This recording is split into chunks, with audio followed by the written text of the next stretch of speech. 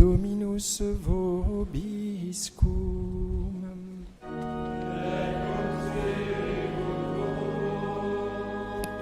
Sequentia Sancti Evangelii secundum Matteum.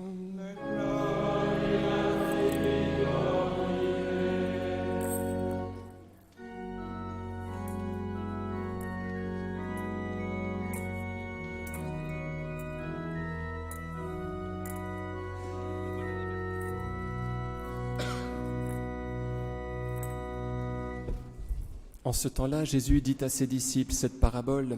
Le royaume des cieux est comparable au maître d'un domaine qui sortit au point du jour afin d'embaucher des ouvriers pour sa vigne.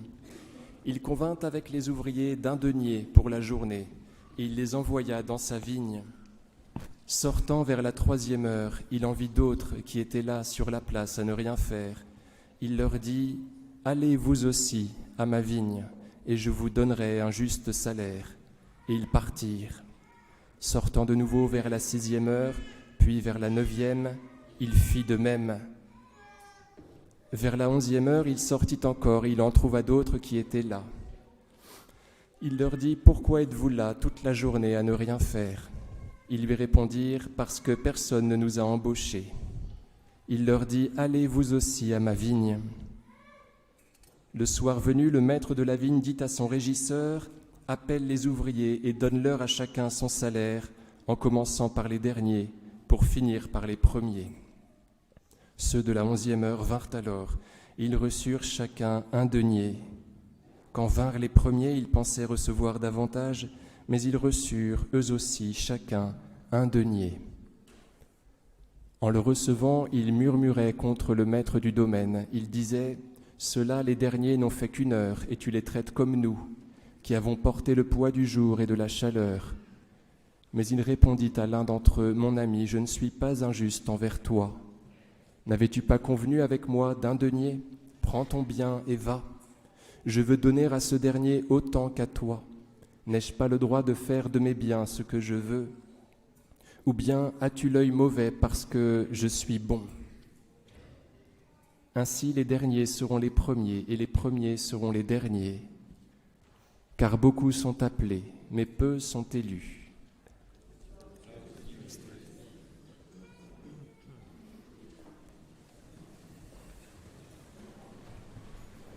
Fin de la messe.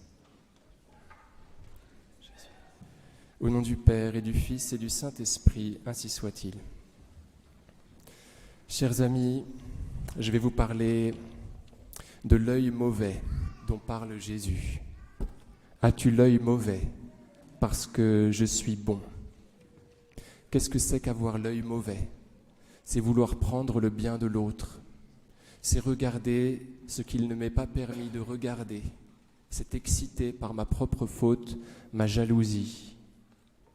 Vous voyez, nos oreilles ne peuvent pas se fermer. Elles ne fonctionnent pas en mode de clapet. Vous voyez, par contre, nos yeux ont des paupières et c'est bien pour quelque chose, pour que parfois nous les fermions pour ne pas voir le mal. Parce que quand nous regardons ce qu'il ne nous est pas permis de voir, eh bien, nous nous chargeons. C'est ça l'impureté, c'est être chargé de quelque chose qu'il ne nous est pas demandé de porter. Et quand on est chargé, on est lourd et on est triste. Regardez Caïn et Ève, tout d'abord Ève. Elle se met à regarder cet arbre qu'il ne lui est pas permis de regarder. Et ensuite, c'est le tour de Caïn qui regarde l'offrande agréée d'Abel alors que la sienne n'a pas été accueillie par Dieu.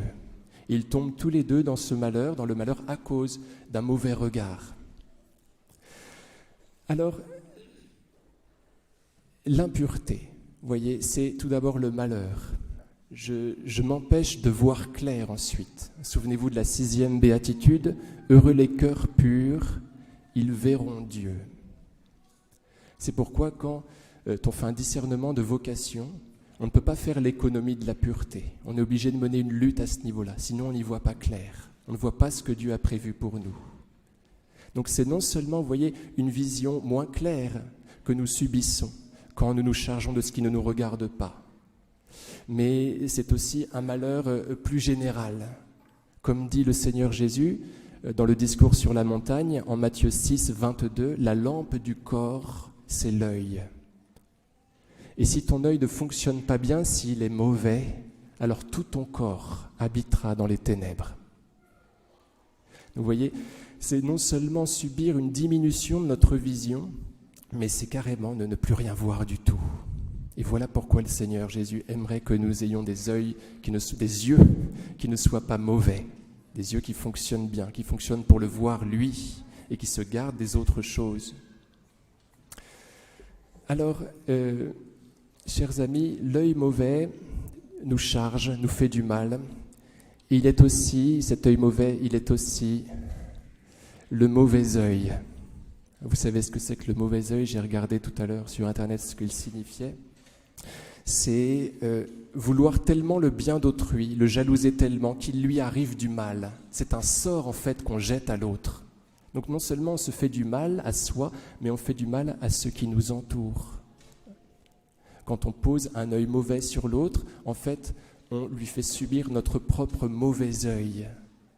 Parce que dans la vie spirituelle, nos désirs sont des réalités, dans le bon sens comme dans le mauvais sens.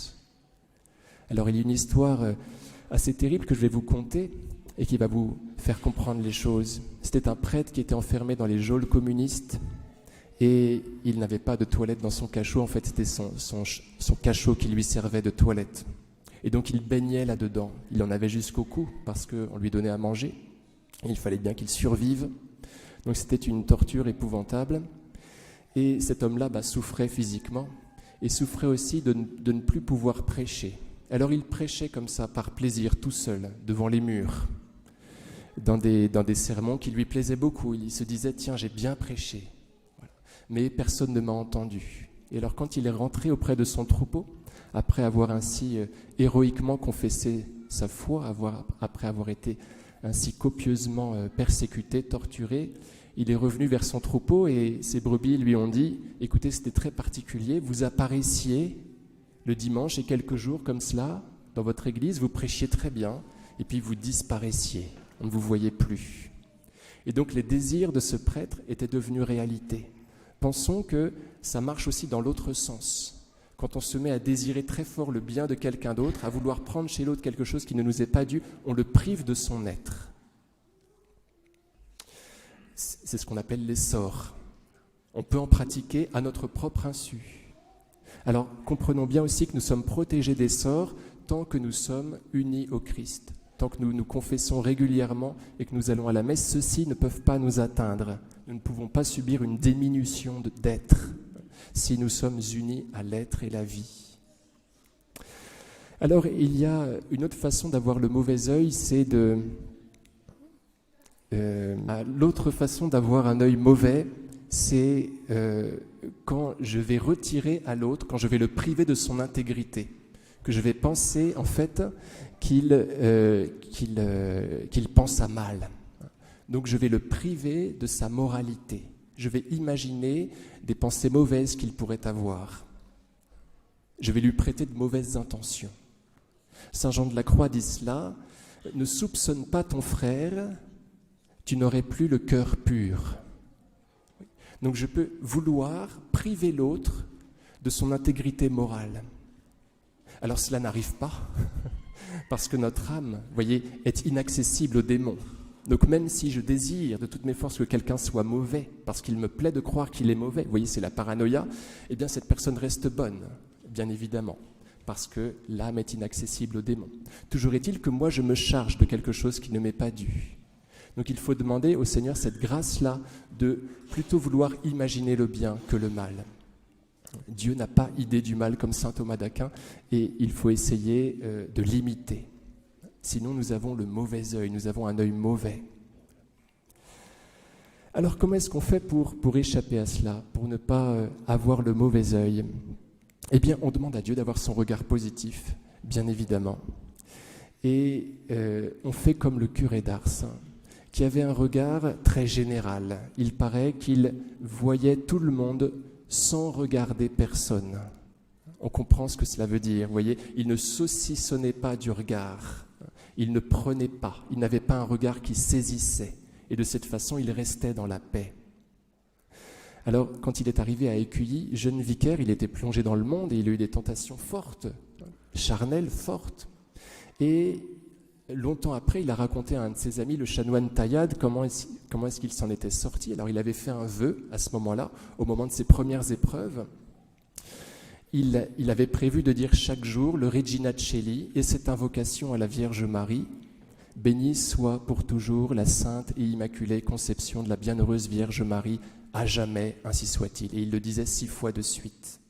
Et dès qu'il a formulé ce vœu et qu'il a commencé de l'accomplir, il a été exempt de toute tentation. Parce que quand on se décide, eh bien le Seigneur nous écoute et nous exauce. Bien souvent, nous marinons parce que nous n'avons pas pris de décision ferme. Or, comme dit Thérèse d'Avila, l'âme résolue est un château fort. Donc le curé d'Ars, vous voyez, faisait très attention à son regard. Il faut que nous fassions la même chose. Plus généralement, Saint José Maria Escriva de Balaguer écrivait cela. Si tu étais plus discret, tu n'aurais pas à déplorer les amertumes que tu subis après nombre de tes conversations. Si tu étais plus discret, tu n'aurais pas à déplorer les amertumes que tu subis après nombre de tes conversations. C'est-à-dire que quand on cherche à savoir, quand on met le nez là où il ne faut pas le mettre, eh bien on satisfait une curiosité. On est heureux sur le moment, mais après on est très malheureux d'avoir fourré le nez là où on n'avait pas le droit de le mettre. On s'est chargé, en fait, indûment. On fait souffrir les autres et on se fait souffrir soi. Alors que le Seigneur nous donne cette grâce-là de demeurer dans la légèreté en faisant attention à notre regard. Au nom du Père et du Fils et du Saint-Esprit, ainsi soit-il.